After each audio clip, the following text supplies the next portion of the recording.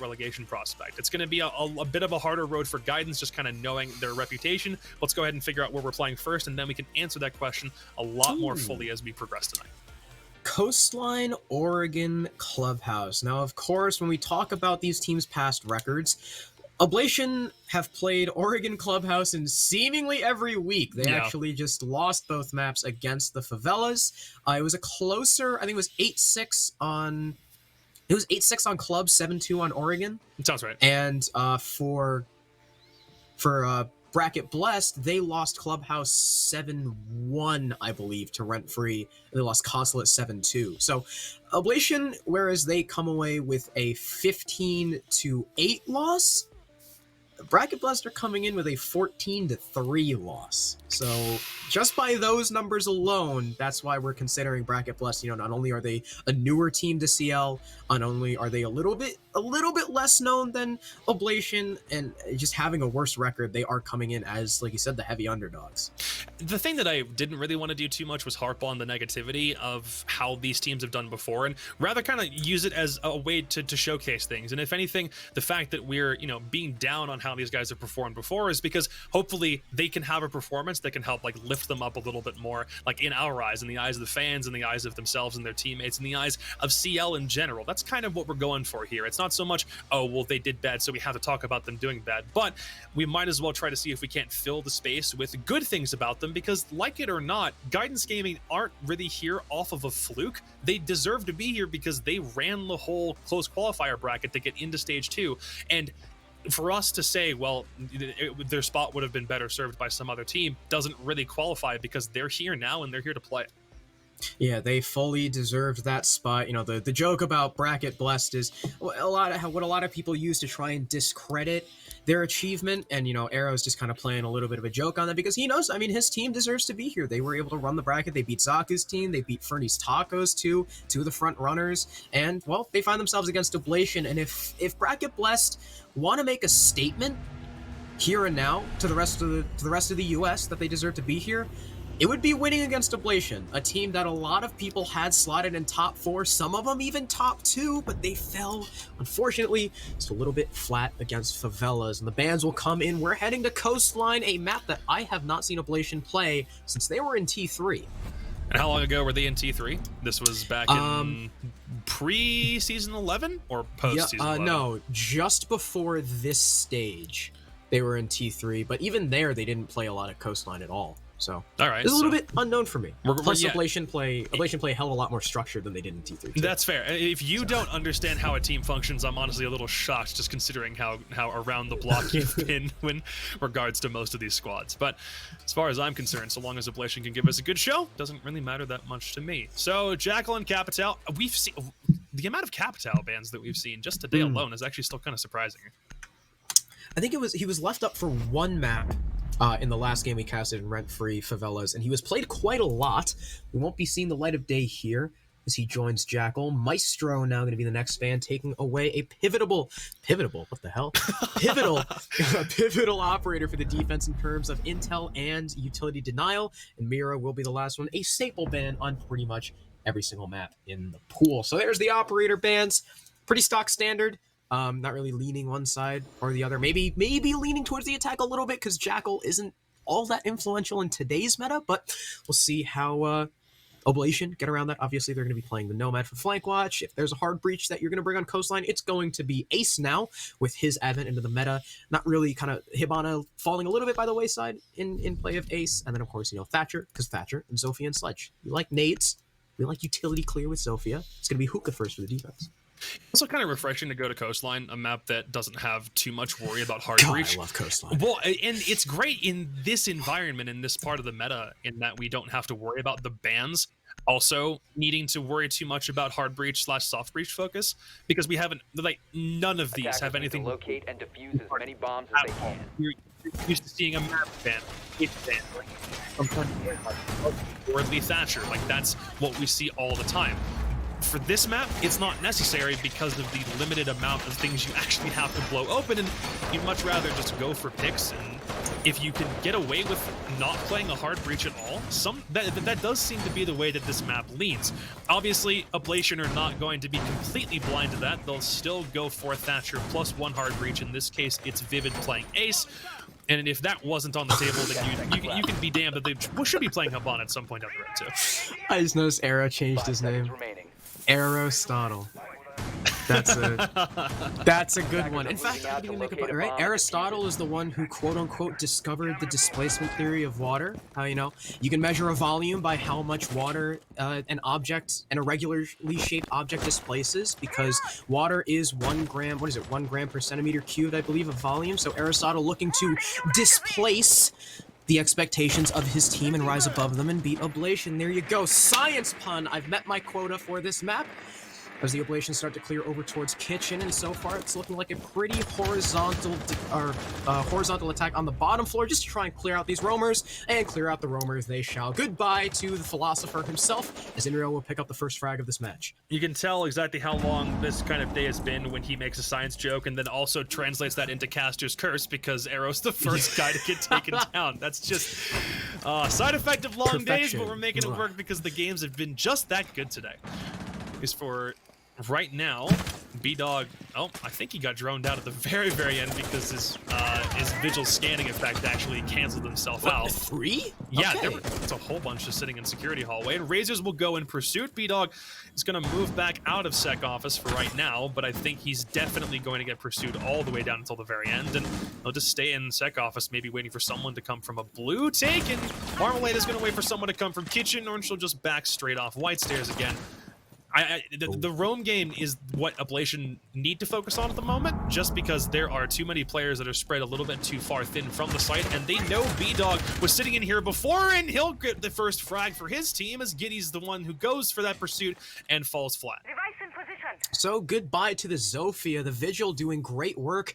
I mean, there's only 1:15 left on the board, and Ablation have not cleared this player, and Razor will go down to Dauntless as well. I'm not sure where Dauntless was. He was probably, actually judging by where he's positioned, he probably got that kill through the drone hole, through the bottom floor angle, and there's finally B-Dog getting felled, but I mean, it's 2 minutes wasted, and you're 2 for 2, and not only are you 2 for 2, but the attackers you felled are 2 major utility ops. You lose the Zofia for burn and utility denial, and you lose the nades on Razor.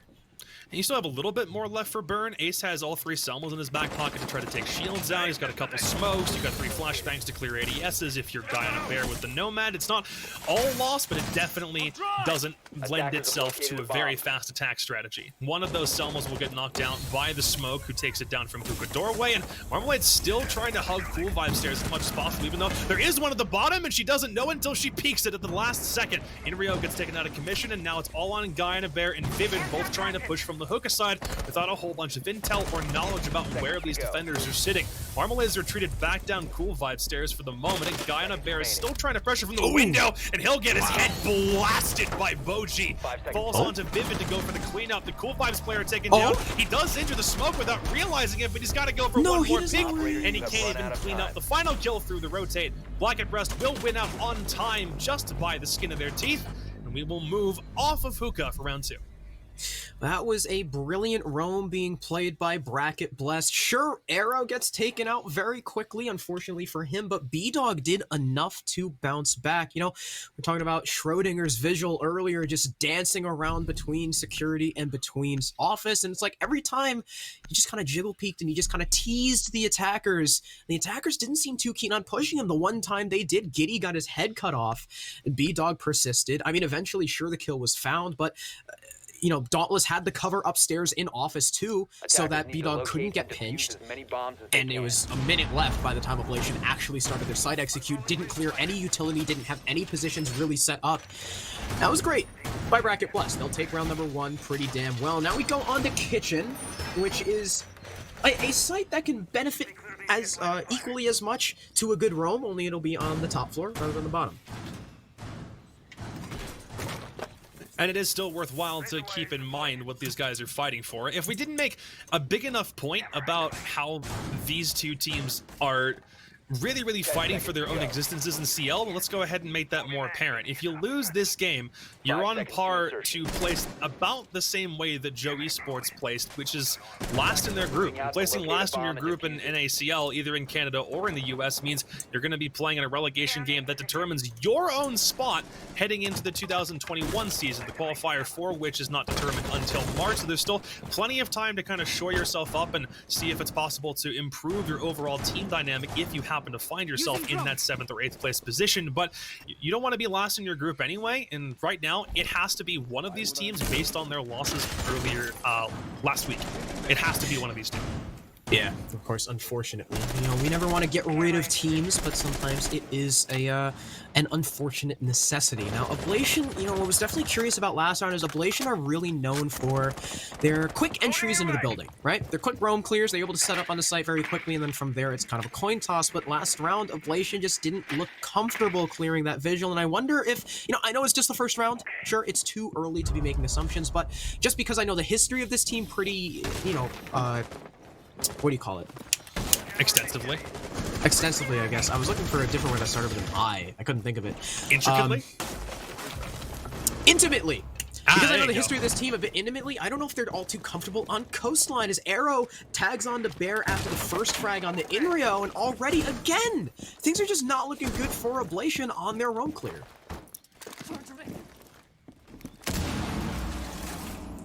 There we go. Feed might have frozen up for a second, but I think we're all set. Aristotle. I'm going to keep on calling him Aristotle, mostly because I don't think it's possible to just call him Arrow with the fact that he's extended his name like that. It's a 3 versus 5. He can still apply pressure through hookah as you have the sledge still up, so that's good in terms of trying to force players from Bracket Blessed out of position as they try to hold on to downstairs. That's exactly what Boji does. He's got the Nitro in a pretty good spot, but it won't do anything to Razor as he jumps on top of the bed at the last minute and tries to go for the frag through the... Oh, see? The beams. The beams. One of the worst parts in Siege is just the metal beams that separate you from the rest of the floor below. It's one of the things you just kind of have to deal with, and he would have had the shot were his bullets able to penetrate solid steel. They're still trying to go for a pick or two down through the floorboards, and right now, BB, we're just going to... They're not Blackbeard, it's Bracket Blessed. We're going to have to get used to that lingo as well a little bit.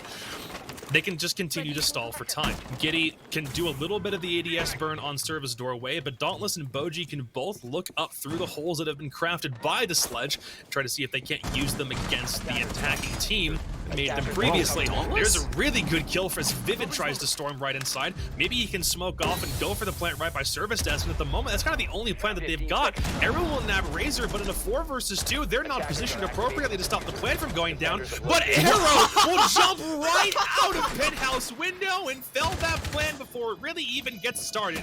Bracket Blues, 2 straight rounds, 2 straight wins. Looking pretty good so far. Disabled the diffuser. Wow, what a play Defender by mission Arrow. successful. This is the guy that really turned this roster around and catapulted them to the, you know, CL squad they are now. Arrow with a massive 4K on the round, on the Jaeger, finishing it with a jump out. Curious that they didn't have a Nomad charge or an air jab or a Claymore covering that window, because that's a pretty default run out, all things considered. But hey, they got caught off by it in a brilliant play from Arrow. And again, the roam clear from Ablation just not looking good. Again, they didn't look comfortable. They lost 2 bodies before a site push even came down.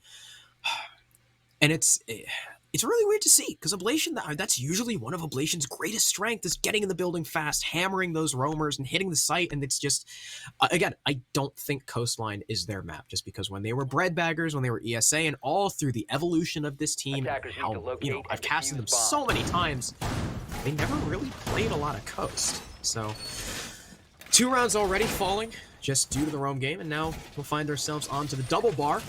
It's a tertiary site, but it's still a relatively strong one, so we'll see if Ablation are able to maybe, you know, actually clear their own this time. By the way, who got the opening kill? If I'm remembering right, Inrio was the first one to die. Yeah, I think it might have been Boji. It was either Boji or Arrow. Actually, no, it had to have been Arrow, because I think he got 4 kills total. He was the first death on round 1, and now all of a sudden he's got 4, so it has to be Inrio. I thought he got the last 4. Well, he had the double jump out on Pent. He had 1 kill prior to that, and didn't have any kills because he was the first one to die in the first round. So he had to have gotten 4 in round 2, and Inrio was the first guy to die. I'm like 90% certain. Oh wait, no, Dauntless had 1 kill. Maybe it was Dauntless. Maybe it was Dauntless. Look at us not being able to take notes as exquisitely as we'd like. We're just Yeah, I proofing kind of our- got distracted. At the end of the day, good job on Bracket Blues for getting the kill to the point that we were so preoccupied with some other very important point that we couldn't tell how Inrio had perished last round. Well, It's a good thing. I'm sure it's a good thing. yeah. Here's the clear from Ablation. Do you think the clear is gonna do something? We'll have to wait and find out. Stay tuned and find out.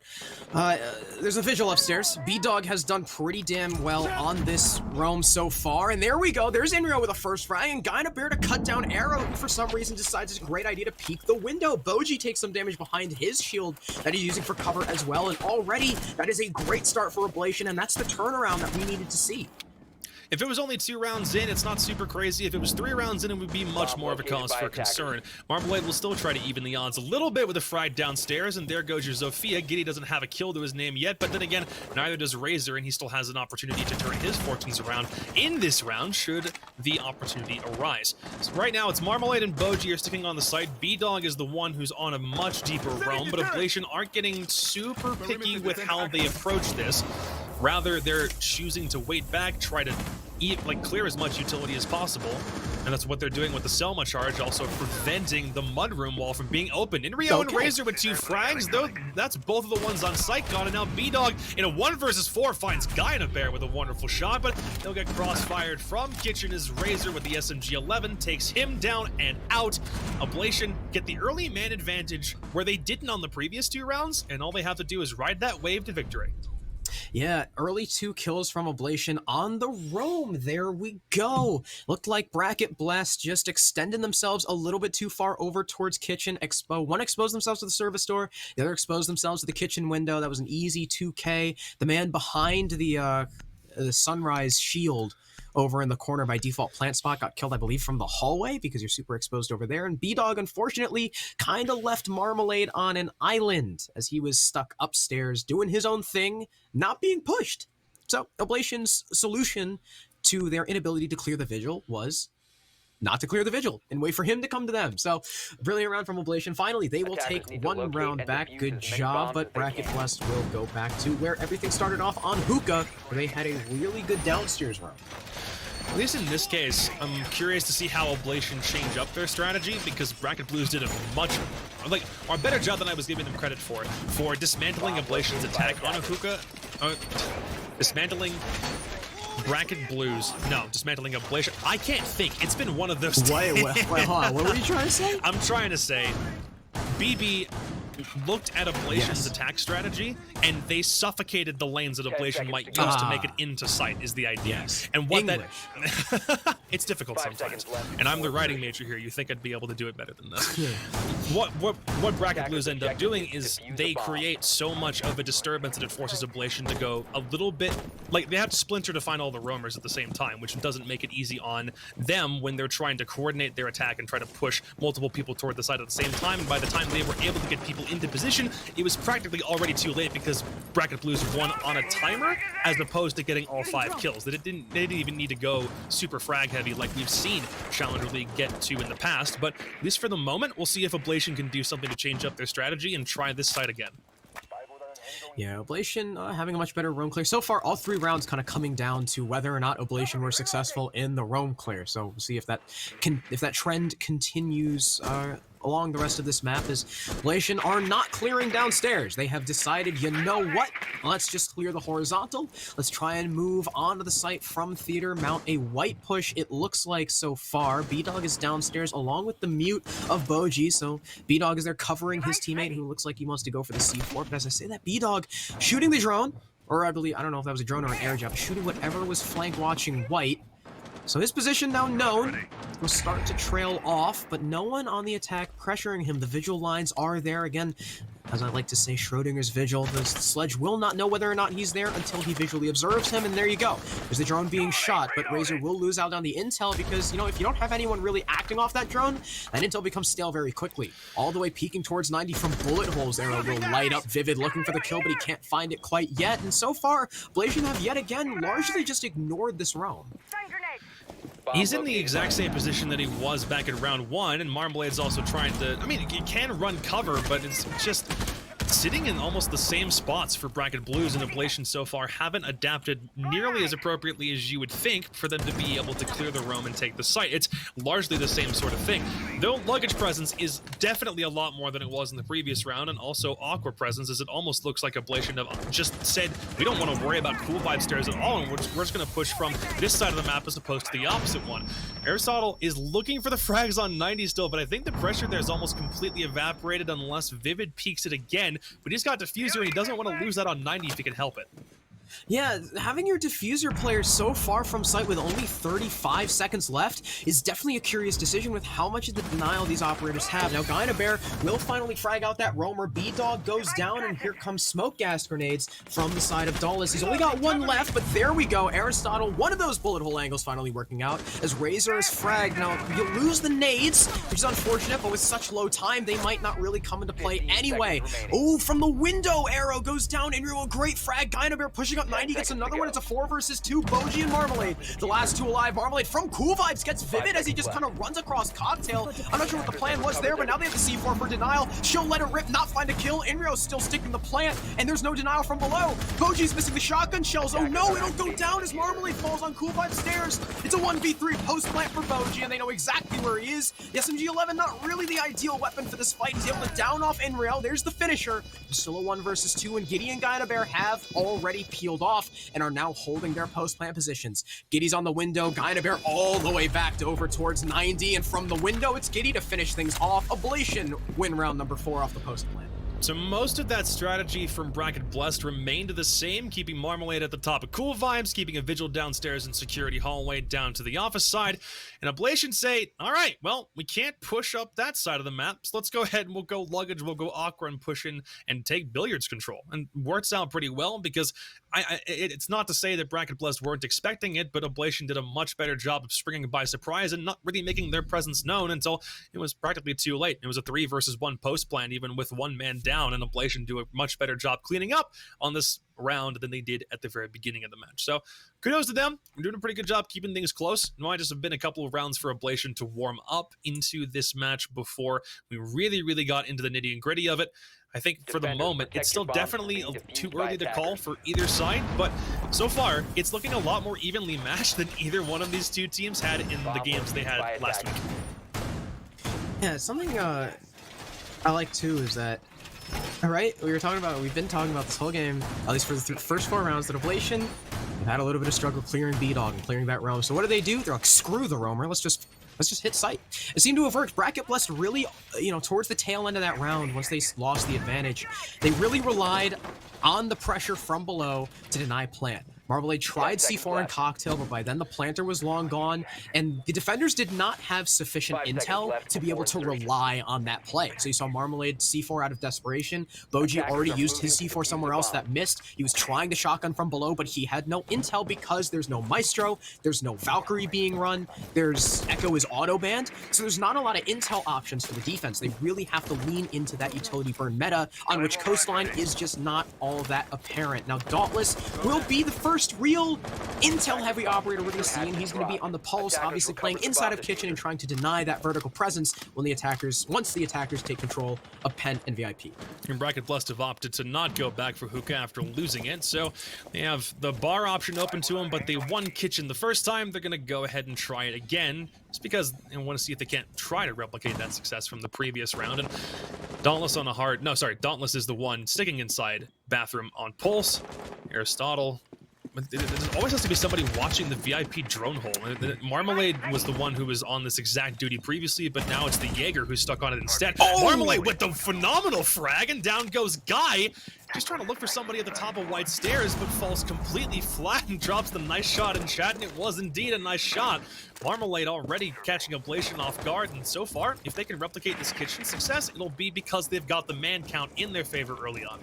And they even more impressive thing about that shot is we could see clear as day Ablation had all the intel in the world on Marmalade. They knew precisely where she was pushing, and she still caught Bear off guard. Now here comes the vertical play now that Ablation have moved into the top floor, and this is where the pulse will come into play as well, though Boji getting caught out by that drone will take a lot of damage thanks to the vertical presence. B-Dog is going to do his best to try and flank around and catch those players looking down off guard, and count on the fact that they won't be looking at him. Now, B-Dog, yes, had some success on the roam, but hasn't really had as much impact as he had the first 2 rounds. He's watching the long angle, waiting for someone in theater to expose themselves. He'll see the shot, but not be able to pull the trigger in time. Now, Ablation will turn their sights up, and they'll be aware of that presence. Arrow, though, downstairs will take out 2 drones, and because of that, his position now known. From the front door, there's Giddy to catch him. Pivot goes down to Dauntless, and so that plant attempt has been stopped because he was able to push up through the smoke. He'll find another one through the service door, and Real goes down, and all of a sudden, it's just Giddy and Razor. Trying to make something happen upstairs as Razor does. There goes the Vigil, but you still gotta grab Diffuser, and Dauntless is in perfect position to deny. Doesn't have a Nitro cell in his back pocket anymore, but Giddy can still try to pressure, but it may not happen until the last couple seconds of the round. No, Razor will actually find the pulse from upstairs, and that's going to clear out service entrance for Ablation to go for a potential plant. Still have to recover the Diffuser, and Boji all by himself as Razor is wrecking havoc from up top.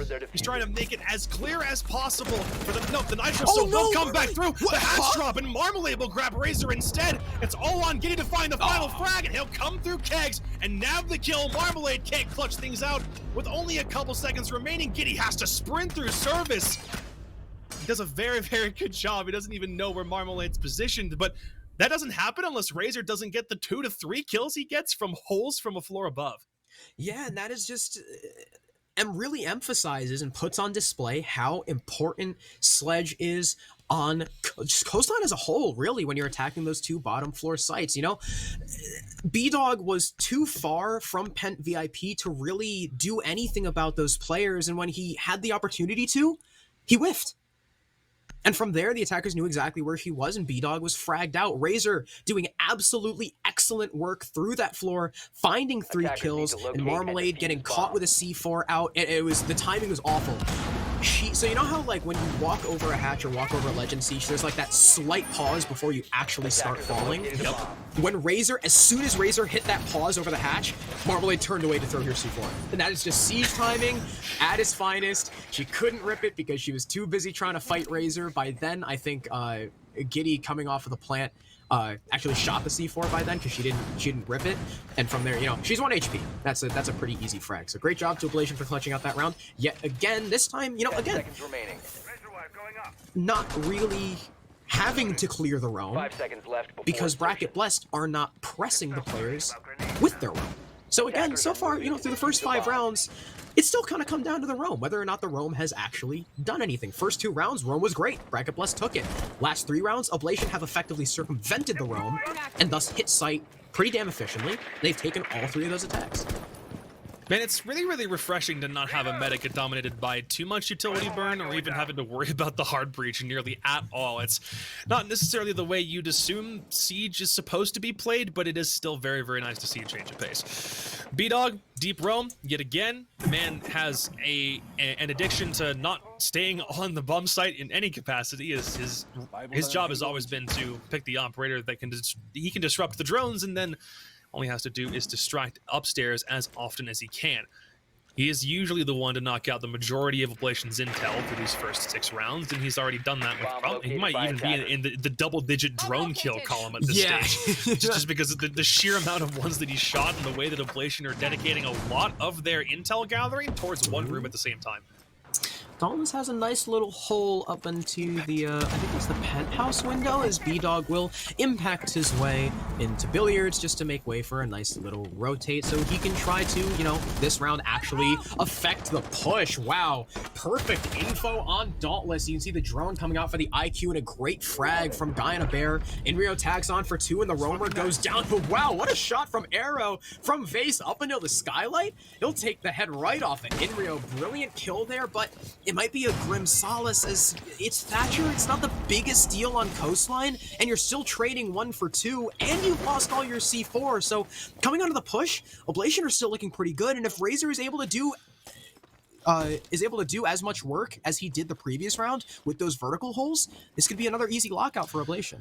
4 versus 4, and you still don't have much of the map in your control if you're Ablation, but there's still plenty of time to make that happen, at least for the moment. Arrow will shoot one drone back straight off 90, go back cool vibes and say, no, he's actually going to stay there. Almost thought he was going to head right back to site. Marmalade can try to clean up. She can stay in sec and wait for someone to come down main as Jaeger rotates all the way back to site. Is now with 45 seconds left. Ablation will need to concentrate on the site, not only to get those picks, but hopefully with enough time to clear it back out. Toxic Babes will stop a service entrance, plant a guy in a bear with the G8, will clean up Marmalade. Arrow tries to go for some sort of recourse upstairs, but there's an almost no one. He just has to look more to his right. Huh? Come on, Wallbang, go through. No, Razor still gets the kill in the very end. Boji can't stop that massive G8 from just swarming through the lower part of the bomb site. Oh man, it's unfortunate, mostly because Arrow could have had the kill, but at the end of the day, it was a 4 versus 2. Wasn't really much that Oblation could have been done to be stopped, and that's a pretty standard scoreline for a Coastline attack. Yeah, 4-2 on attack. So far, if we want to take a look at the Wikipedia, not including today, so far Coastline has had a completely even 50-50 split before today. So that trend will not continue onto this map. And I really like the adjustment from Ablation. So the first 2 rounds, again, I'm gonna keep harping on this. First 2 rounds, roams were really good by Bracket Blessed. And then the next few, Ablation figured out exactly what they needed to do to avoid it. And for some reason, the roamers of Ablation, namely B-Dog and namely Arrow, never really did anything to readjust, right? So there's a difference between roaming because you think your job is to roam and you just want to kind of walk around off the site and look for picks, and roaming with a purpose. When you roam with a purpose, you are actively looking to place yourself in the line of sight of the attacker and distract them from their main push for as long as you can.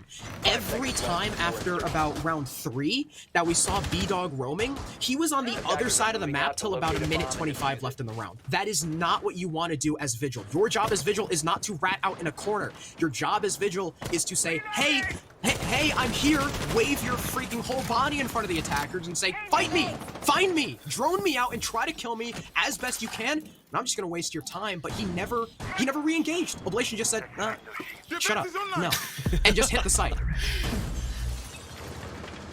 First, those line charges will stop everyone from Ablation in their tracks, as now we are on their defensive half, and them having the scoreline that they do is already really good. It's 4 rounds straight of momentum in their back pocket that they can use to carry them through the rest of this match. And Bracket Blessed on attack, even though Coastline typically goes that way, they're going to try to reverse their fortunes, and Marmalade does a good job of starting that off. Inrio has been relatively shut down comparative to most of his other performances in CL thus far.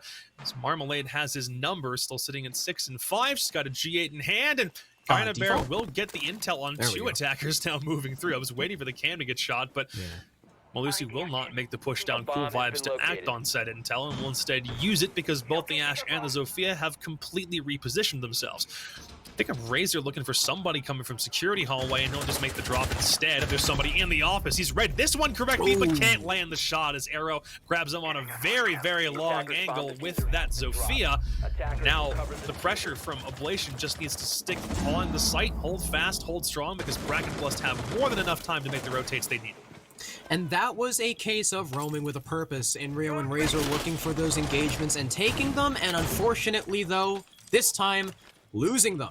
Just a 5v3 advantage for Bracket Blessed. This is probably one of the biggest advantages they've had through the last couple rounds, and it's up to them to not throw it away. Downstairs, Bear tries to aggress onto the player in blue bar, will light up Boji just a little bit, but not be able to find the frag, and thinks there's someone on the big window, but Marmalade is long off the rappel and will slam him. Giddy and Vivid are the last 2 defenders. Make it just Giddy. It's a 1v5. Lion going off. He's stunned by Zofia. Pre-fire will reveal his location. There are flashbangs coming in too. Giddy is just surrounded right now by both guns and utility. Dallas is getting the plant down. There's nothing he can do, and it doesn't even need to be completed. From Cool Vibes, it's Boji to frag him out, and Bracket Blessed take a flawless round for their first attack. They were just everywhere.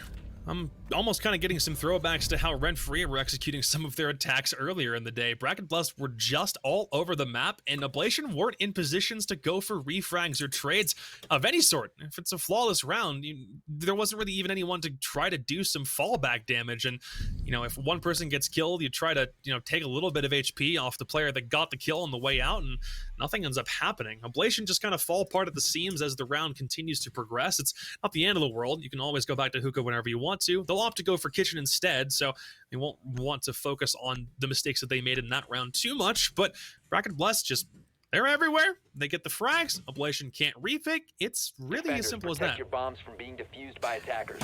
So again, another round comes down to whether or not the roamers were able to Attackers affect have the located attack the bomb. before they went to the execute.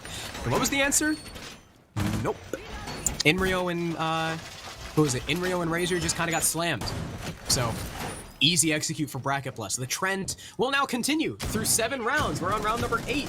Maybe for the first time, you know, we'll see if the roam actually does anything for Ablation, as now they're on kitchen and they're taking a castle. Now it's very interesting when you take a castle on a kitchen defense, because usually this choreographs the fact that you are going upstairs and you are going to be holding theater. Theater holds not as common anymore with the advent of mirror bans, but they still exist because you still got castle. You can still kind of lock yourself in there, and with holes through the floor, you can prevent anyone from pushing in lobby. And you know, if the attackers want to try and use that vertical play on penthouse, they're forced to clear you. So it's up to Razor to do a better job than last round of, again, doing what a roamer does and wasting the attacker's time. Hopefully Bracket Blues understand how easy of a round they've got this one, just because of the operator lineup that Ablation's bringing. 1 shield plus a Jaeger.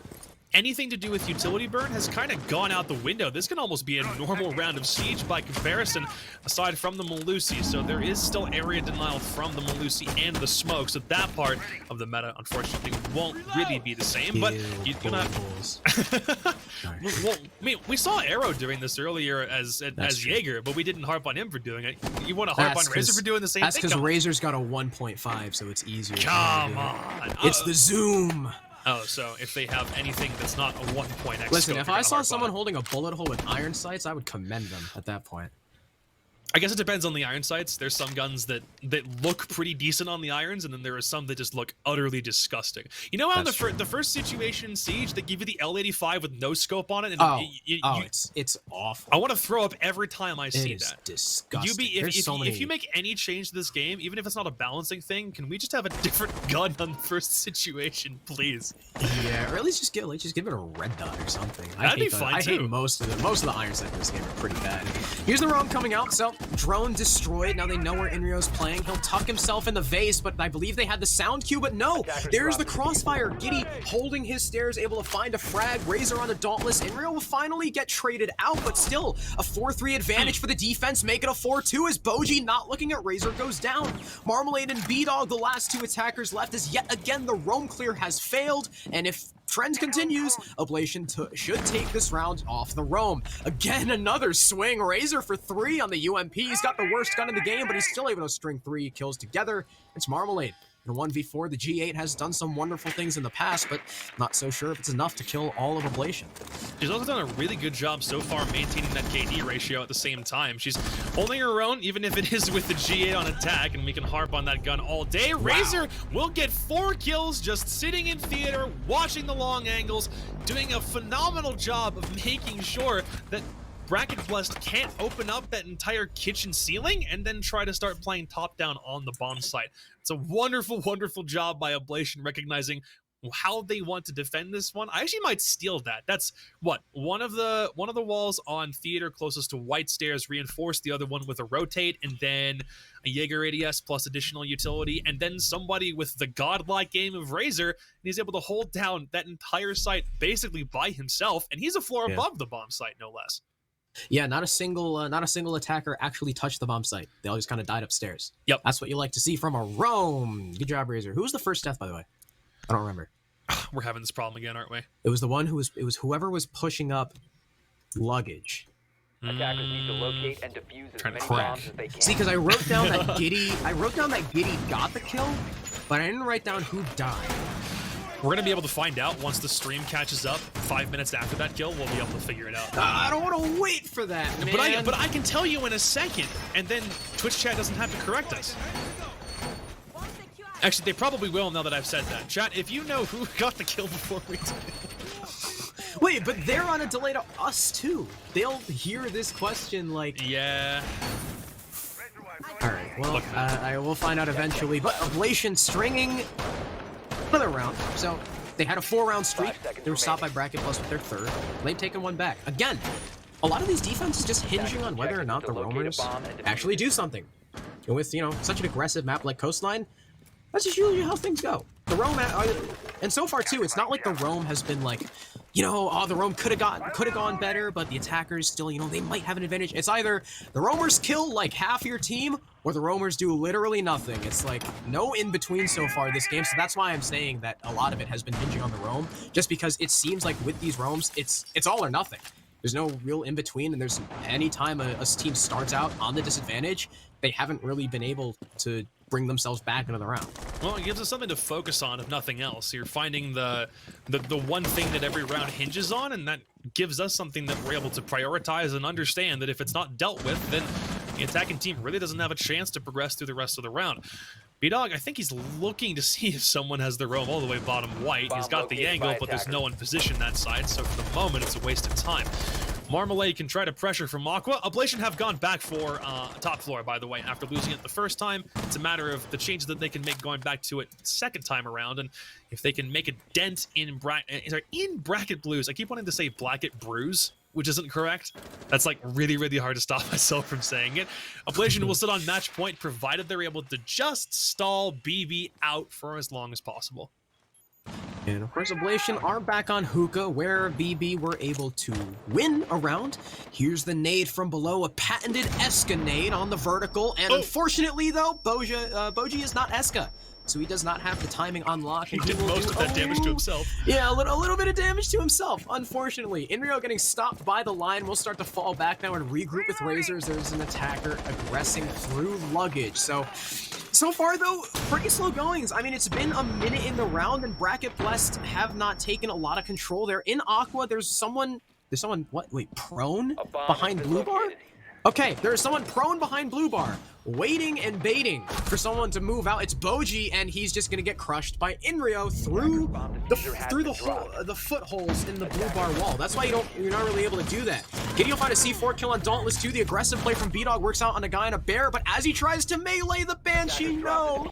He's killed by Giddy. Arrow, after taking some early damage in the round, gets finished off for Giddy's 3rd, and once again, for what seems like the 3rd time this game, it's Marmalade on the G8 last alive. There's a lot of really confusing things Bracket Blues were trying to do in that round, and it almost turned into like the reverse of what Ablation couldn't do on their first defense, which is go for the refrags and the trades wherever you find them. They just weren't having multiple players sticking together nearly as adequately as they did earlier in the round, and it will mean that Bracket Blessed now find themselves on match point, on the opposite side of match point, on their own map pick, and that's exactly where Ablation want them. So we will be heading to Oregon after this. There is no question about that. Whether or not we need club is going to that'll be decided based on how Bracket Blessed come back on this map and exactly how Oregon transpires right after. So far, Ablation, I'm liking what they're seeing. The only real thing that I have to criticize them on is sometimes they're putting some of their players in some really interesting spots and there's no one to try to cover for people going for aggressive peaks. But if it's working out, it's working out. And if you don't need to change it because it's not broke, then don't fix anything. Yeah, and I saw on the stream it was Arrow who died in the when Razor got the 4K. There you go. Arrow was the opening frag, and Boji. See, I remember Boji was the opening frag in the round that we just saw.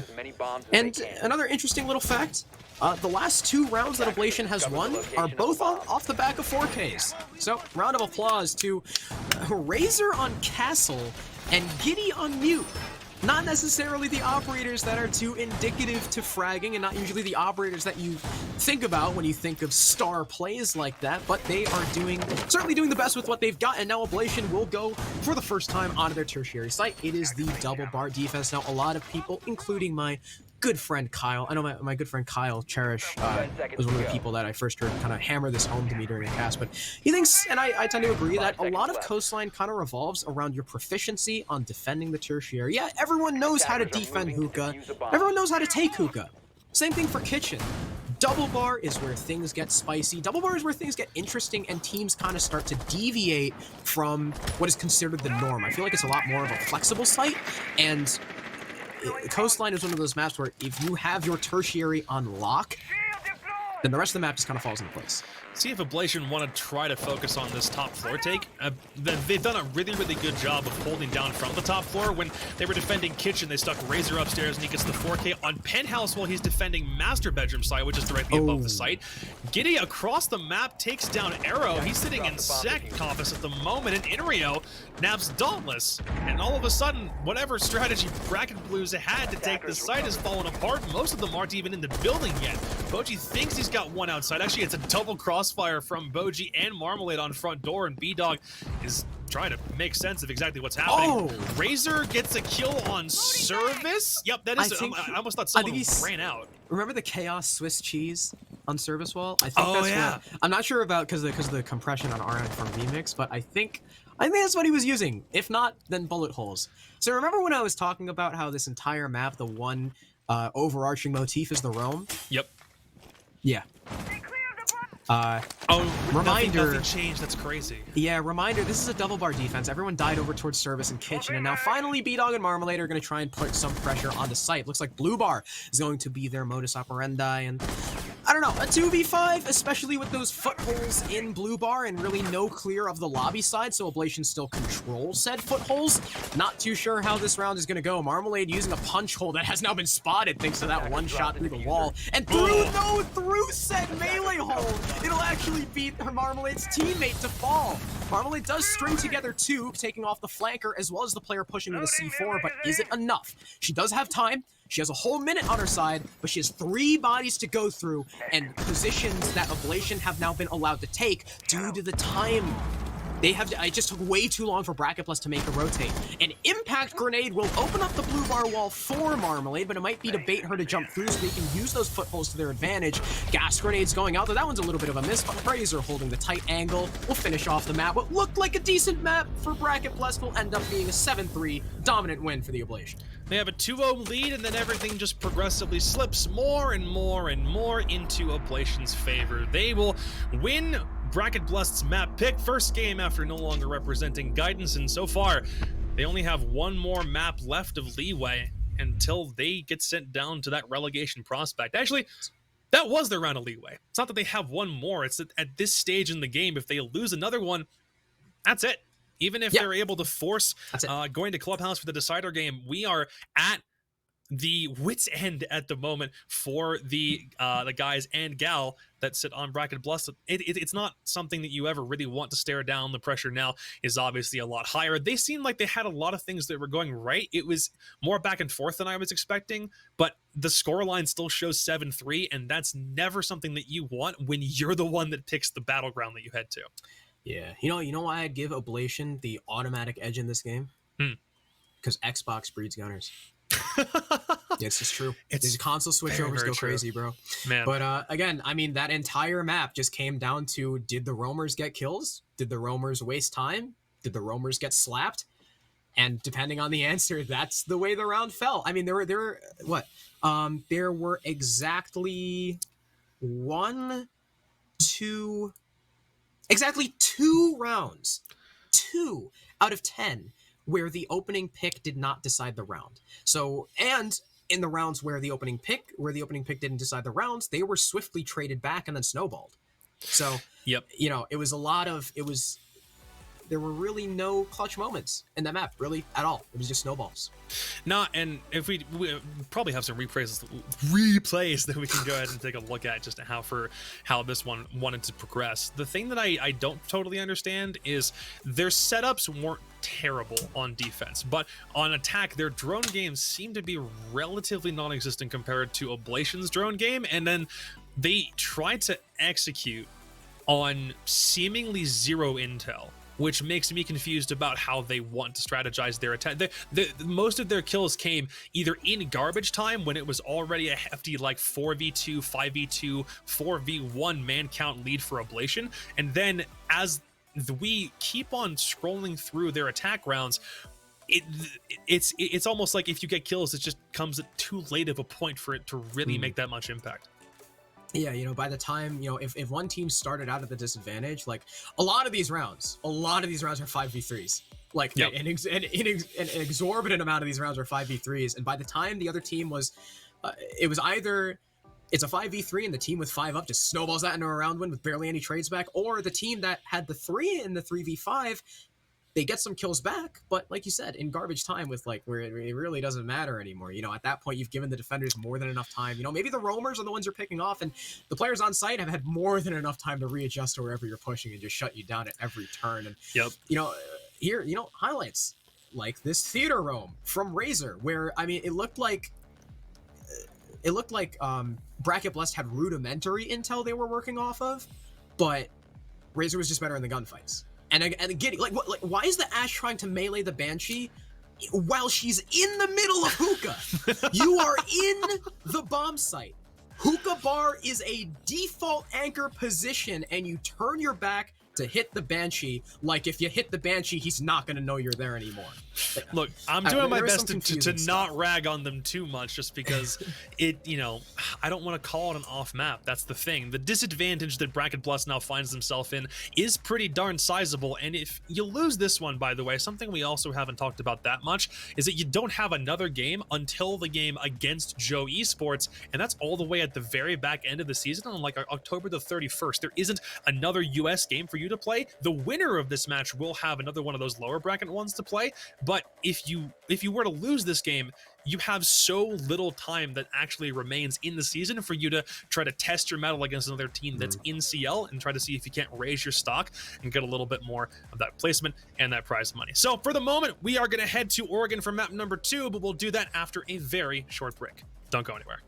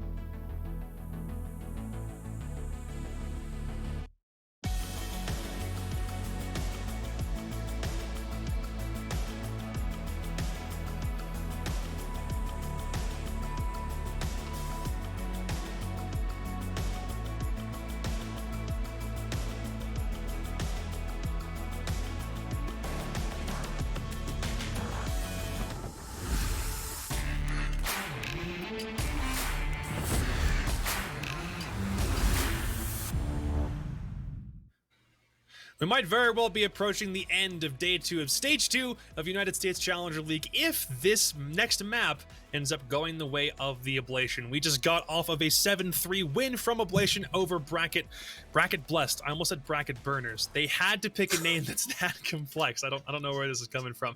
I'm Caliber Jacob. He's Crow. If it's one more map, great. If it's 2 more maps, we're going to be here for the entire rest of the night. And as it just now, it's very, very close to 11 p.m.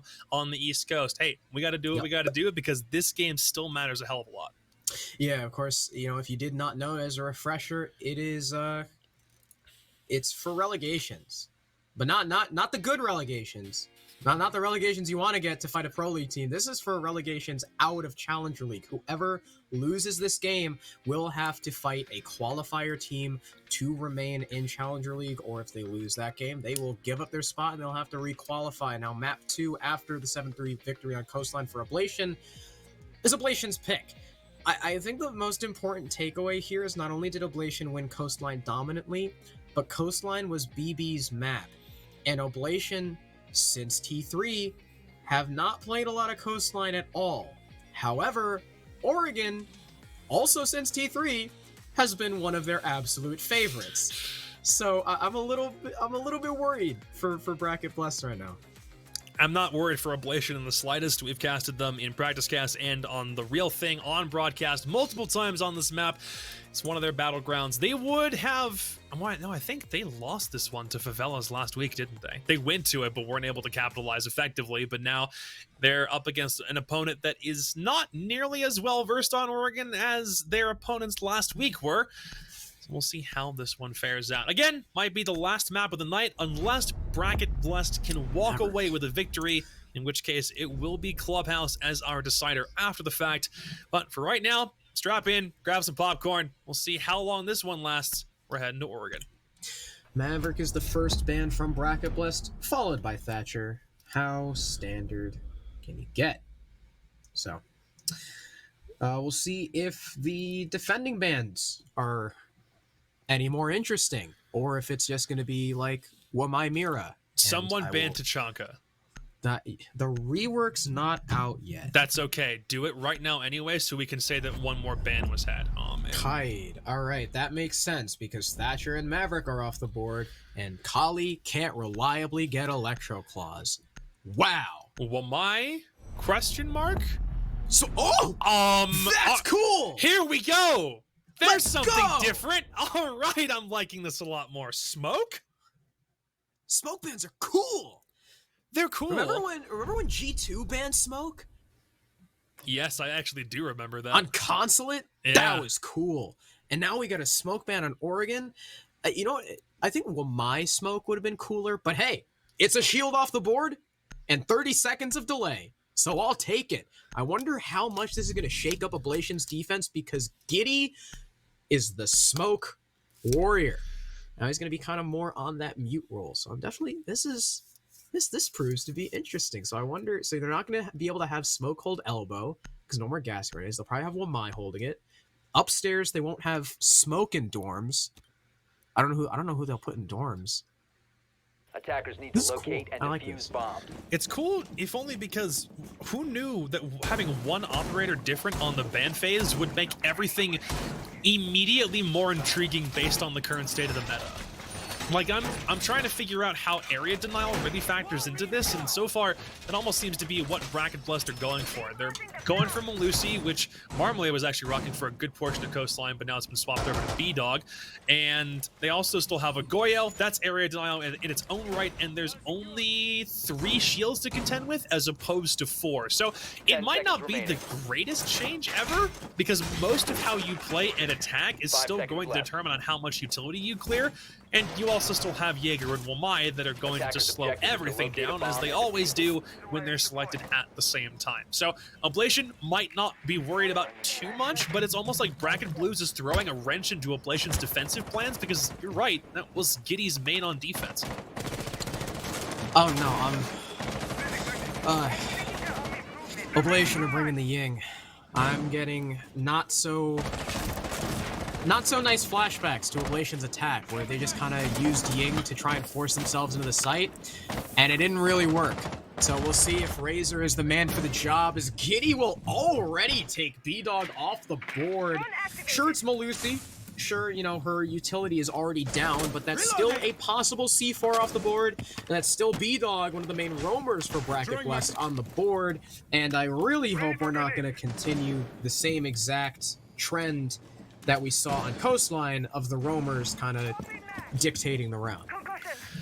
I mean, if the roamers can't dictate it, the Heartbreakers can't dictate it, then what does? How about fast, aggressive pushes up backstairs from Arrow? He'll go up, won't do any damage, and he'll just get knocked down to basically 60 HP, and now Vivid is fully aware that he's brazen enough to make a push up backstairs, and he'll watch it with all his might. But it is CL. This is swing or be swung territory, but problem is, Arrow's barbed wire is going to alert Vivid to when he makes the push up the staircase, so it probably won't work wonders anyway.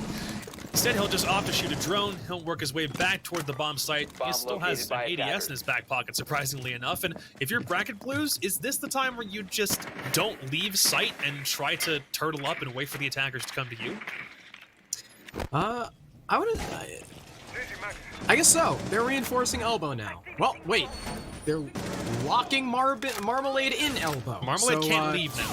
Yeah, Marmalade is kind of stuck there, but, I mean, if Ablation don't push her out, then she'll be able to hit a flank when the plant starts to go down. The mirror window and E-box is open, though, because they were able to open the hatch. Marmalade, like you said, stuck here. As soon as all these ADSs and stuff are burnt, she'll be essentially a dead woman, but trying to push out, she'll light up behind Vivid, but not be able to find a kill, but there it is. Vivid will finally go down, but Giddy's there for the trade, and now elbow control falls in the hands of the attackers, but they have lost their hard breach, well, their primary hard breach, so if they want to try and do anything with that control, they're going to need Bear to rotate over. Here comes the normally ill-fated Ying push as Dauntless C4s himself. Okay. Ash is the one planting, Inrio gets it down, Boji gets Giddy, but still an advantage in the hands of Ablation. It's a 1v3 all to Arrow. He's stuck inside Freezer, he pushes out and is killed by the player behind Pillar. Ablation take round number 1, thanks to, yeah, they take round number 1. So, here's a few things. Bracket Blessed understood that they needed to lock out the site as quickly as possible. Marmalade does get a kill on elbow and then gets immediately refragged. So, whether that play was substantially worth it or not is kind of up in the air. I guess it does technically count, but you could have still forced through elbow control anyway after getting the kill on Marmalade behind the shield. So, at the end of the day, I don't really think that that one matters as much as Bracket Blessed think that it does. And they did still try to attach themselves to the bomb site, and then the self C4 comes at the worst possible time for Dauntless. So I don't really know what to make of that. I think that's Bracket Blessed attempting to make a really, really late round adaptation to change the battlefield a little bit. No, the saying I like to use is rearrange the maze of the map because of the complicated nature of the way you can defend this site at any given time. Only thing is, it came at a really, really strange moment, and I don't think Bracket Blues were ready for the aggression that Ablation were going to bring from Pillar, from backstairs, from Bunker, and then the missed C4 just compounds their mistakes. And yeah, that C4, that C4 was rough, man. Dauntless dies to that, because the thing about how Ablation played that with the Ying too is even if you lock off elbow, the whole point of bringing the Ying is that you use the Ying to cover the crossfires set up by the defense instead of having to establish your own. So you blind the guy's backside, you blind the guy in Freezer so Inrio can plant in the doorway, and because Ablation knew they had the man advantage and could cover all the angles they needed, they didn't use the smokes. I think that's the most interesting thing about the push. Ying smoke push. I mean, Ying and smoke are synonymous when it comes to those kinds of pushes, but they didn't use the smoke. They just came through because they knew that if they smoked off those angles, that gives the defenders an opportunity to push through said smoke and try and pick up those kills. And speaking of picking up kills, Arrow, for the second round in a row, tries to get aggro on the stairs, and he'll pay the price for it. It was a lot faster as Ablation recognized that the Jaeger would probably make the same push again, and they just forced the issue and take him out of the equation before Arrow can do any damage to the attackers on Ablation. Good play. It's a little bit risky, but it still nets the frag, so at the end of the day, it's worth it.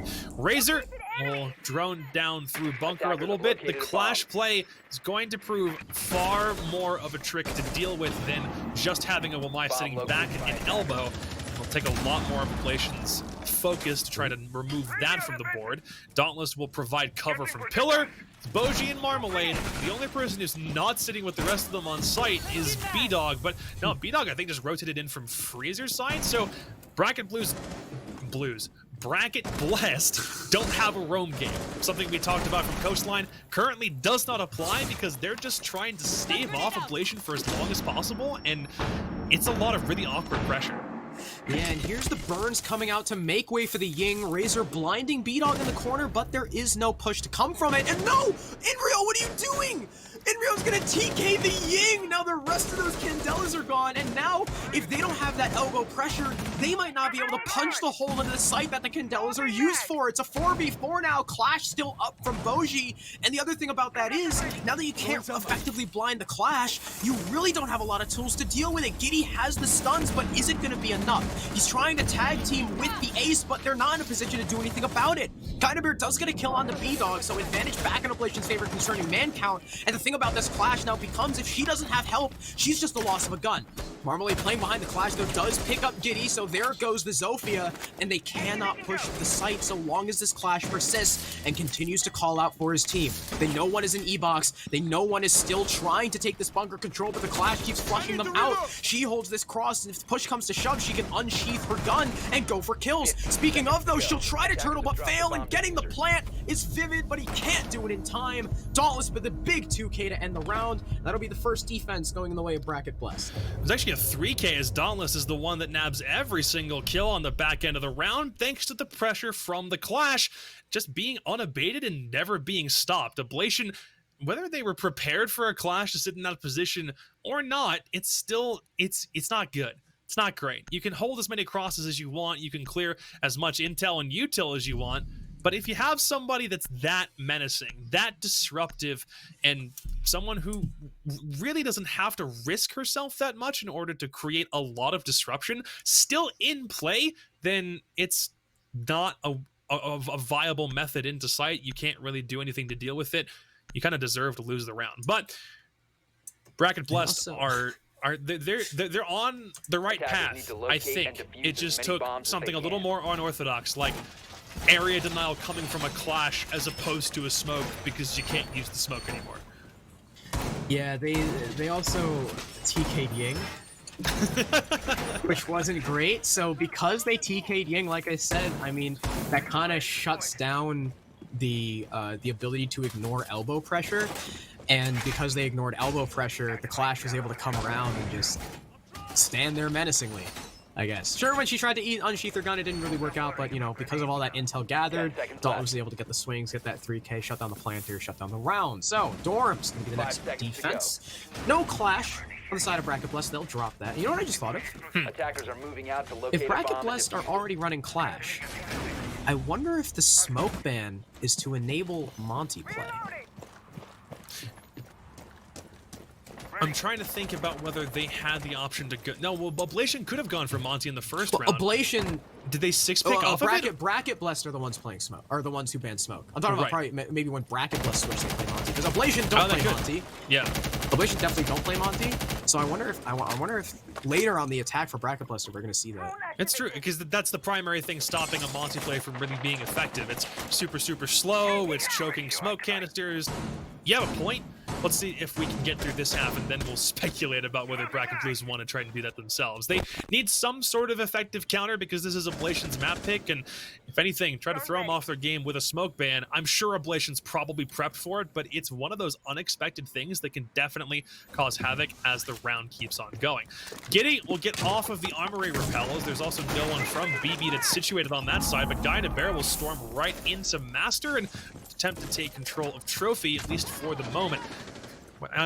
There is still a mute jammer sitting on the wall for games, so we can't open it up straight away. It'll be a little bit more utility burn required. Maybe someone coming from down below, but now we're back in hard breach territory. We're running two of them, and Vivid already has Attic opened up, and Arrow forced out behind a shield and a mirror window. Mirror Window forced out Ablation, going for not necessarily the standard clear. They're trying to clear attic from trophy rather than from tower, which is definitely interesting. So that means Bracket Blessed are just going to be able to sit in attic for now completely unabated. There's B-Dog with his patented flank, and because it's a patented flank, Razor will shut him down actually on the rappel as he tried to go to the window to rip him off of it. Ying going down inside side to try and disrupt the defense, but all it'll do is deal a little bit of damage to Boji as Giddy takes some in return. Another Candela going out and no pressure off of it. The third one being charged as Giddy frags out Boji, just peeking through. He's downed himself and he's finished off by Marmalade. And here's the mirror window pressure. Razor does get one kill, but what is that pre-fire from Arrow? Arrow, you had all the intel in the world. You have the carbine. You gotta win those. There's one kill from Marmalade, but it doesn't matter. Razor with a massive 4K on the round on a very unorthodox attic take. That's what happens when you don't TK your Ying. Yeah. Yeah, that's what happens when Razor can actually get his Candelas down. Yeah, it didn't. I think it created enough disruption when Ying was brought first round on the laundry attack that it was giving Ablation so much space to go for the plan. Then Ying dies early on to Inrio, and we can't really use the Candelas anymore. I think there was one that was expended before. It was the unfortunate team massacre on the side of Ablation. Then you do this, and it's a whole bunch of attic pressure. You're throwing stuff into dorms. You're casting those Candelas in such a wide array that Bracket Blessed. I keep wanting to say blues because it says BL at the end of it. Yeah, so every time the team is blue. it doesn't help. It doesn't help. Oh, wait, did you not notice that before? No. The whole thing looks like Bracket Blues. And it's also, like, way easier to say, I feel like. I don't know. It's just one of those things. When we asked whether or not they had a team name after no longer being represented by Dauntless, this did just kind of come out of the blue when you messaged that's the them answer about Arrow gave me. Yeah. You know what else was... I still... dude, Arrow whiffing that pre-fire. 5 seconds remaining. He had it. Because Razor miss. gets the kill on B-Dog right downstairs. B-Dog tries to go to the meeting hall window to get him off the window, but Razor expects it. Then Razor is able to push through attic, gets a kill in view of the mirror window, and Arrow just doesn't swing. You have a mirror. Do the mirror pre-fire thing. You're Jaeger. I remember how you were very interested in trying to tap into your disappointed dad cast at some point. And it's not like you've done it for a full game, but sometimes it has bled through, and it's funny every time because I'm like, I wouldn't make this mistake, even though they've got way more comp experience than me. Well, I'm not saying I wouldn't make a mistake, but their job is to not make this mistake. They're in CL. Yeah. Hey, man, it happens. If this kind of thing happened in the NAL, then we'd be criticizing it a lot more. But because it's happening in CL, it's kind of more of an open sandbox for ideas, and it doesn't need to be nearly as rigid or as structured, because especially in the lower bracket, teams are still trying to figure some things out, and not everything needs to go according to plan. Oh, no, it's the same mirror window. All right, I wonder if the defense will adjust to Razor's take. There's Ablation yet again opening attic from the tower side, so taking that early control. And pretty soon, if things, stay to form, everyone will go over towards Trophy, and Razor will be tasked with this. No! He gets taken out by B-Dog. Wait, where the hell is B-Dog? I don't know where the hell B-Dog is, but Razor is ripped off the window. That is, again, their main pushing power dead early. They've been going for the game's wall. Inrio and Giddy now trying to pressure for Manic, and it's a pretty standard push, at least for the moment, because there's a whole bunch of util that's got to go before they can push in rapidly and accurately and start forcing people back off shields. Attic has already been vacated, as that's where Jaeger has retreated back behind the mirror window too, but so far Ablation don't know it. B-Dog gets the perfect read, and down goes the ace. He's done most of his job at this stage, trying to open up a couple of walls, and Garda Bear now has to be the one to retrieve the diffuser. Ablation are trying to stave off this BB defense, but at the exact same time, Bracket Blessed are looking for an opportunity to just eke out another one and tie it up again. It was. Oh, wait.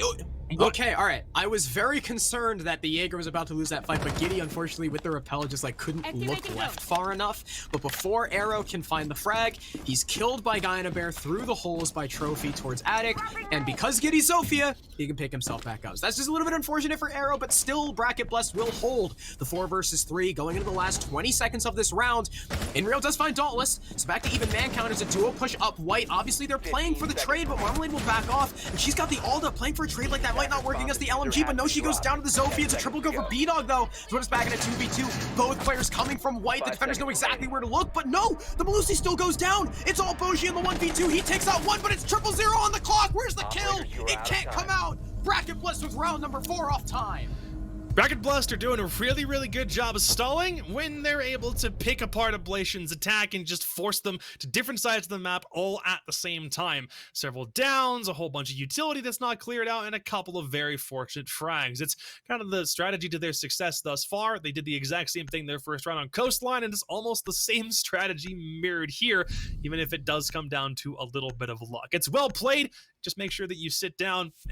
Who was it? It was it was Marmalade. I'm pretty darn sure, who was in Attic at the very, very last part of that round and just kind of proned sitting inside Attic. And wasn't B-Dog, I think. Was it B-Dog on the run? Yeah, because he got the triple kill.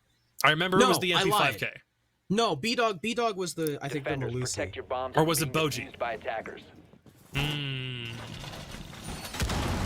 It's one of those. I don't remember. Someone got a 3K. Yeah. It came down to game wherewithal when you're able to identify, hey, they don't have diffuser control. They're going to be coming from me. Let me just hide real quick. Like, you don't need to get aggressive, because if you do and you lose the fight, that's a risk that you definitely didn't need to take. So good job on Bracket Blues for understanding when push came to shove. See, I'm doing it again. I'm doing it again. This is late night casting after what is getting very, very close to a 12-hour day. Thank you very much for sticking with us through this thick and thin, ladies and gentlemen. It's much appreciated, but you'll just have to deal with tired Jacob from now on. It was B-Dog. B-Dog got a 3K on Melusi, and the last alive was Boji on the Lamai. There we go. That's what there we go. Perfect. That's what it was. Thank you. Dude, 5-minute stream delay. Perfect timing. Thank you. Let's go. Yeah, it was. I was just looking back to see if B-Dog had 0 kills, and it was him, and Boji was the one playing Lamai. So, let's go. Laundry. Razor still on Ying. So far, the trend has been: does Razor throw his Candelas? If yes, Oblation win round. Nice little. If no, Bracket Blessed win round. It's a nice little two-way flowchart we've got going on, and no! Giddy not expecting the spawn peak. That's the kind of roaming with a purpose you want to see from B-Dog, and already a huge advantage as, you know, despite the lack of a smoke, that doesn't mean Bracket Blessed aren't going to play in this utility burn meta. Wamai shield, Goya with 2 shields of his own, Jaeger, Melusi, and losing that Zofia is a huge blow. They can still take Attic. They still have plenty of spots across the map that they can ascertain control over. It just becomes a lot more difficult without that gun and that soft destruction potential, especially already off the borders. There's no one that's able to do exclusively soft destruction aside from the Ash, who might have to use that for more objective focused clearing as opposed to... Ooh!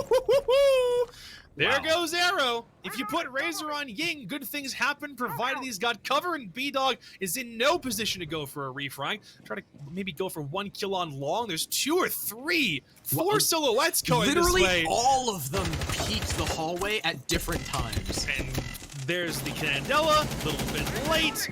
Razor isn't able to get B-Dog before he escapes, but now he's been taken down significantly. Won't be able to pressure fights nearly as aggressively as he did prior to having the HP taken away. And B-Dog is just going to go back upstairs, so I mean, he can still influence this round should the flank be successful. Ace charges going down on E-Box as Ablation have done. I mean, this is pretty much the norm, but B-Dog can get an angle through the hash, but he's spotted, and there's the Attic pressure. Guy and a Bear finally taking the roamer out, with 50 seconds left. Low on time, it's a 4 versus 3. There you go, there's the Ying. Where's the push on Marmalade? It's not coming out just yet. Inreal's looking the wrong way, but still wins the fight! Somehow, very narrowly misses the TK on Razor. Dauntless trying to swing over towards Bunker, misses a lot of shots, but finally, just as the mag runs dry, Bear goes down. Can't finish the kill, but it might not matter. But there's Boji going down, and all of a sudden, it's all up to Dauntless, and he's fragged by Vivid. Ablation taking the round in very swift fashion in a last-ditch effort with a 45-second push. They needed to get more aggressive, and they did. The back stairs push, the push from bunker, and before you know it, Bracket Blessed doesn't have a frag left of their name, and Ablation put the round count back in their favor, trying to make it 4-2 before the end of their attacking half. That's what you want. That's exactly what you want. It's not only the same scoreline that we saw from Coastline of Ablation being up 4-2. That was on a defense on Coastline, by the way, and they're continuing to just shove their agenda down Bracket Blessed's throat, because they're saying it doesn't matter what the meta might be or the rotation might be for a particular map. If it's attacker or defender sided, we don't care. We'll play the opposite, and we'll still come out with a dominating half before we switch over to the more favored part of the map. It's worked so far. It's just they had to get aggressive at a couple of moments, and the roam was there from BB, but it couldn't be clear. That was an interesting metaphor. Which one? Shoving their agenda down Bracket Blessed's throats. I don't know. That could have been phrased better. It's quite a big agenda you got there. What else would you shove down someone's throat? I don't know. You got to keep it at least somewhat PG. 10 seconds left. Come on, Crow. Wordplay 5 master. seconds remaining. Wordsmith. I know. Right. I know we're all tired. Someone's got to say something here. Attackers must All locate right. and defuse the bomb. The other curious thing about that round is Bracket Blessed. Let's take their operator selection real quick. Vigil, sure. Wamai, Goyo, Jaeger, Malusi. Tell me why 2 of their deaths were from players flank watching. Why are you not turtling up in sight, playing all the utility you just brought? All the utility doesn't really matter when you're at such a deficit, and Ablation are able to just run through you. Now, Bracket Blessed are now bringing Mira, and now for whatever reason, well, not for whatever reason, they're gonna bring B-Dog on Wamai to try and directly counter out this Ying. There is no behind Ying. a shield, but yeah, there's no Ying anymore. So That was a pick directly from B-Dog to help with the Ying, and there's no more Ying. oh, also something to note: this is Bracket Blessed's 4th time defending Laundry. Oh my god. They have gone to the same site 4 times in one half, and that just tells me they are not comfortable under tertiary, and that's not a good sign. And they don't want to worry about it. They'd rather just try to fix their mistakes on the main site. But if it takes this many attempts to do it, if Ablation are able to win 3 out of 4 of BB's attempts on Laundry, what does that say about what they're going to be able to do when they move over to defense, and how quickly Bracket Blessed are going to have the rotations and the adaptation necessary to counter an Ablation defense? It speaks volumes, but we'll get there in just a couple of seconds. B-Dog Attackers is have located rotated a bomb. inside, so is Boji, so is Malusi, so is practically all of the team at this stage, and half the round left, only a little bit of HP has been removed from B-Dog and Boji, even though Ablation is still at full HP. At the moment, I think this is probably better than trying to go for an offsite roam and it not working out very well. At least this way, you've got all your players alive, but it will probably come down to a fight in this last 20 seconds. Dauntless will withstand, or sorry, not withstand, will sit through all of those cognades getting activated by the Wamai disc. There's still ADS to deal with. He'll go straight up for a push and we'll get one kill at the very least, but Vivid will claim B-Dog on the opposite side of the map, and Dauntless continuing to stay aggressive here. Oh no, the Warden's dead. No. Oh, what are they gonna do? It's hopeless. I'm just kidding, it doesn't freaking matter because there's no Ying. C4 comes out, but it will not find its mark. Vivid very low HP. The one carrying the diffuser might be very exposed to those explosive denials. He will try to go for the plant. Where's the denial from Bracket Blessed? There's no swing. The Goyo fire doesn't reach. Look at how close it is. Vivid is just withstanding through the, well, not withstanding, I made the same mistake you did, just standing there through the fire. Guinevere with 1 kill, Razor with another. Boji misses the C4, no! Pistol out in desperation, but crossed off by Razor. What the hell was this round? An absolutely no good, very bad day. All summed up in one round from Bracket Blessed. So many small mistakes. A Goyo shield placement, a whiffed nitro cell, bringing a Warden when there wasn't a Ying, and there are plenty of other operators that you can pick in that place. That's... oh no. Well, 2 rounds for Bracket Blessed. That's it on a defense on Oregon. if that Goyo shield was placed just like an inch up, a centimeter closer to the door, Vivid's butt was singed. I swear to God, that he was like sitting on the fire. It was so close, and that's so unfortunate because he was at 5 HP. One tick from the fire would have denied the plant. They were really relying on that, huh? Because Boji still had a C4. Didn't rip it because he was relying on the Goyo shield for the denial. So a little bit of, like you said, small mistake, misplaced utility. Now it's Ablation's turn to defend, but they're coming off a 4-2 half on attack on one of the more infamously difficult to attack maps. Well, let's set the narrative a little bit. It's Ablation's pick. They have tried this against against the favelas multiple times. They obviously like going here. It's one that I think they had to clear through in open qual matches before the start of Challenge League for Stage 1 as well, and also did a pretty handy job on. They're really, really comfortable. They like going back to it, and Bracket Blues did not opt to ban this. They didn't ban something that they knew Ablation would be good on. They banned a map that they probably don't want to go back to again in Consulate because of how badly they got destroyed by Rent Free on it last week and said, let's not worry about that again. But they left Oregon open to Ablation, and this is just living proof of what happens when you do that. Don't take Ablation to Oregon. What else do we have? Don't take Rent Free to Consulate. Don't take... We had a couple of other ones earlier in the day, didn't we? There was one more I was trying to think of. Don't take favelas to club. To Clubhouse, yep, that was the one. Yeah. Favelas have club on lock. And remember when I was making a reference as to where Arrow got his name from, Aristotle, with the whole, you know, irregular object density thing. Call Aristotle's play a little bit irregular because his density is currently worryingly low. 0-6 right now on Ash Jaeger. He's looking a little bit dead in the water, as one might say. So. I think the 3 kids... Aristotle puns in one. Let's go. I think the kids would call that costing, and I think Crow is definitely costing me my sanity as this match continues to go down the rabbit hole of Ablation wins. It's a tough combo, but we make it work, folks. And I have to withstand. See, you and I both made that same error in the last round as well. We're like, what's the word for it? He will with. I mean, we know withstand is the term, but when we use withstand as the proper verb, we're like, are we using it right? Because we're like, wait, no, that's Sophia's thing. We don't want to confuse people. Thing. Yeah. Now we have to. Okay, Razor. Goodbye, Arrow. He's now 0-7 with no kills.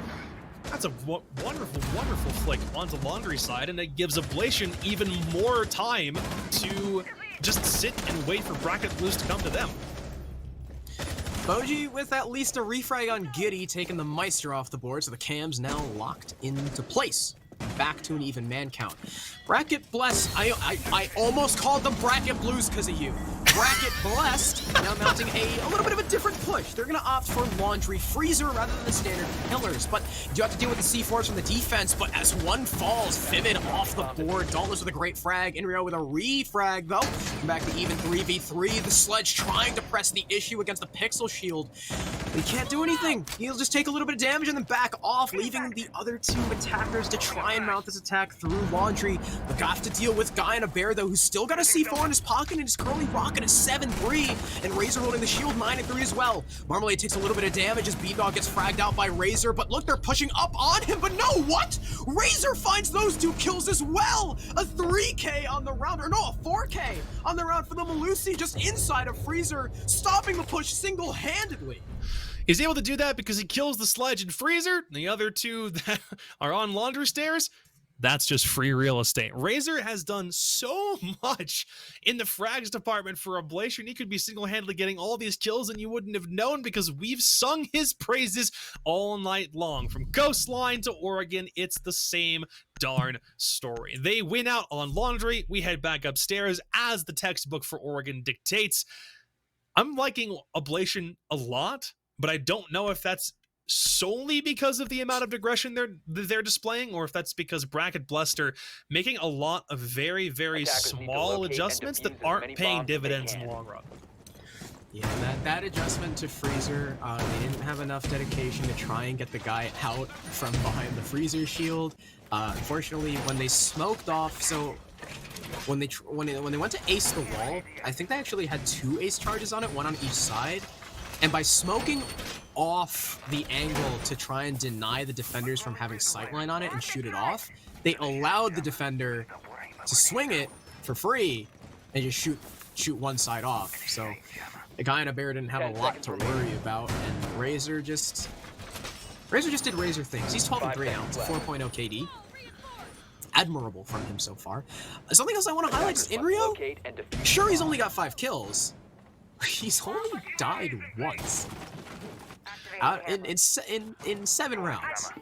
As your Ying, or not your Ying, as your Ashe Jaeger player, that's pretty impressive. He was the Ying killer. Yeah, he wasn't the Ying player. True. Yeah. He's maybe not gonna have one. Maybe 4 and 1. Yeah, that's a good point. If you get a TK, we were talking about this earlier with Jolton on the Favelas getting those 2 accidental TKs in their game from last week against Ablation. I was gonna say both on DS Lucas. You might as well just take 2 kills away from his stat line and have CGG updates reflected. I was gonna say, might as well take something from the game that does it like that. So here's Marmalade. Dauntless and B-Dog all on the attic take for the moment. Nope, and not B-Dog anymore. Not B-Dog anymore. There's Inrio. Speak of the devil, and he shall appear. That's his 6th kill, and he can rotate all the way down through basement by himself with no additional pressure. Arrow will try to move up. I'm not sure where the shots are coming from, and probably neither is he, because he doesn't go for a pick, and instead just opts to walk right up Armory Stairs as though nothing happened.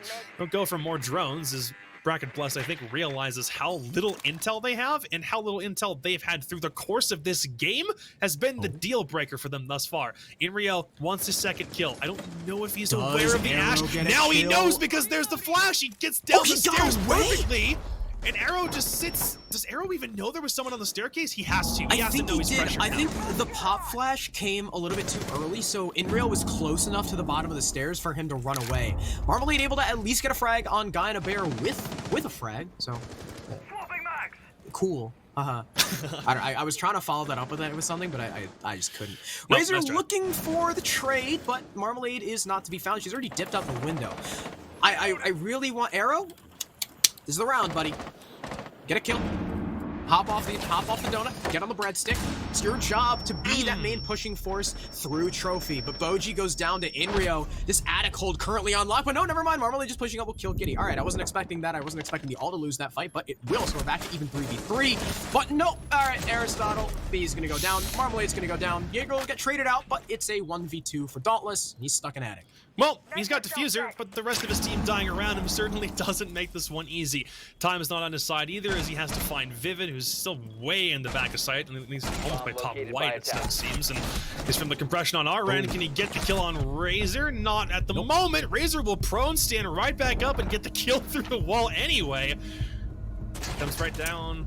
No, he doesn't prone. He just crouches a few times, and I don't believe the Thermite was expecting him to peek back through the same hole over and over again. So, yeah, ladies and gentlemen, the mind games. Match, map, series, relegation potential point.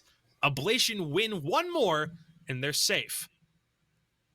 The thing that really trips me up is how quickly this went in Ablation's favor, with almost no fight being put up on the side of Bracket Blessed. I don't want to say it, man.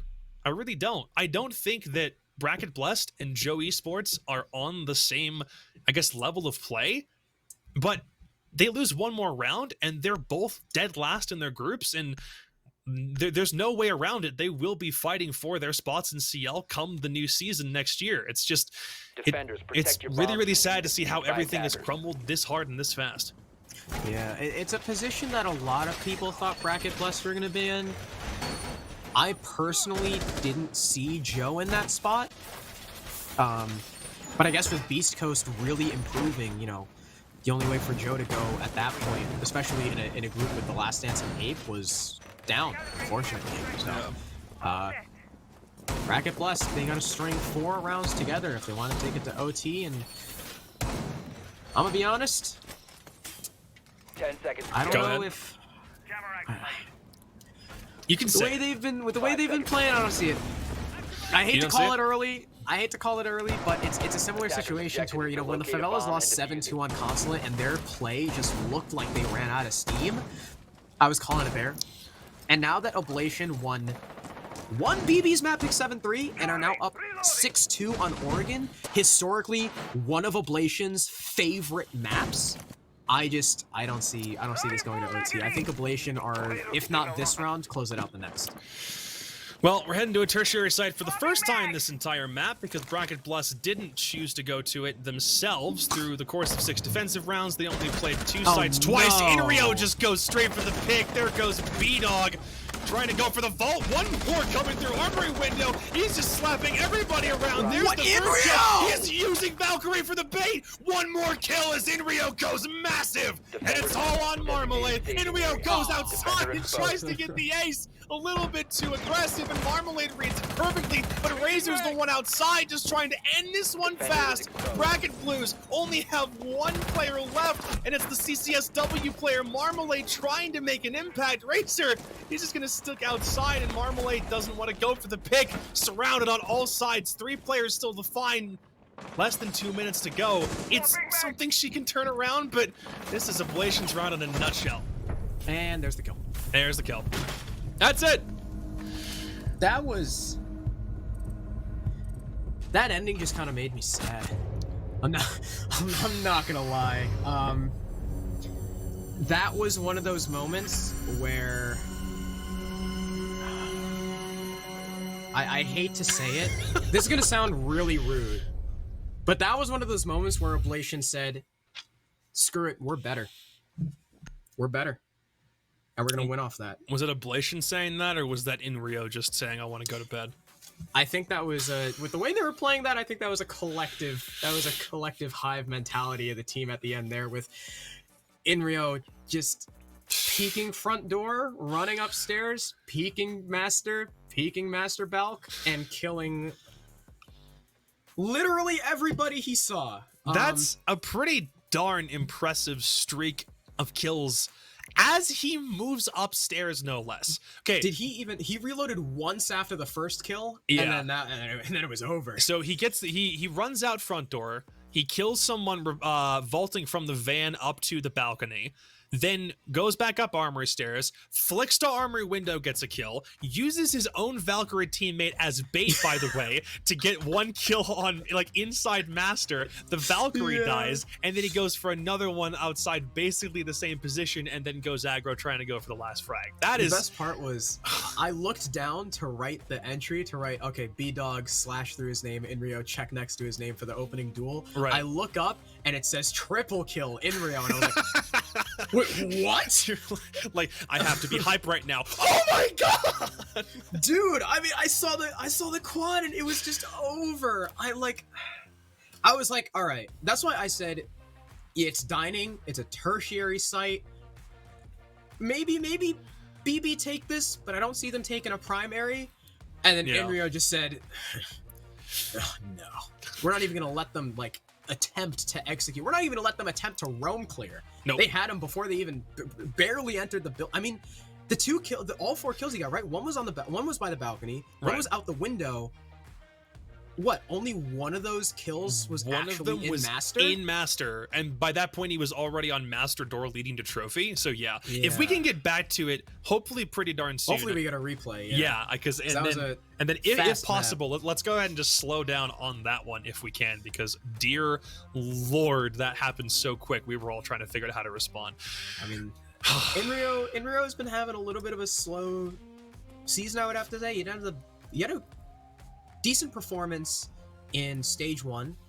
Didn't really show up against Favelas. That was more Giddy and Razor doing a lot of the work there. And Inrio said, don't forget about me. I'm still here. And just kind of cruised through that last round. I mean, Inrio just cut through him like a hot knife through butter. I don't know what else to say about that. I think he finished with only 2 deaths. He had 1 death prior to the tertiary site round on dining, and then gets 4 kills and then dies at the very end trying to go for that final kill. So I think he finished 9-2. I want to say he was double digits. It's either 10 or 11 if we get the final set. He was 8-2. So he finished 12-3. That's a damn good stat line. We were 4.0 talking about him, Kennedy. and then he doesn't do all that much during Coast. It just takes another map before he's able to warm up to the idea. Dang, man. And Arrow finished No kills. 0-9. Arrow drops a donut on the final map. Arrow not only dropped a donut, but died. He had a 0% survival rate on Oregon. Oh, I know I was trying to say at the very beginning of this series, it's not necessarily about harping on how well or how bad one team is doing. I'm trying to find a silver lining, but Ablation, you know what? We don't even have to talk about I'm Bracket Blues, Bracket Blessed. Y'all really did a number on me with this name change. We don't even have to talk about them and their deficiencies. Talk about how dominant Ablation were, holding their opponents to just, my math checks out, 5 round wins. 14-5 total over the course of the whole map. That's it. I mean, it's better than a 14-3. So there's at least some margin for improvement.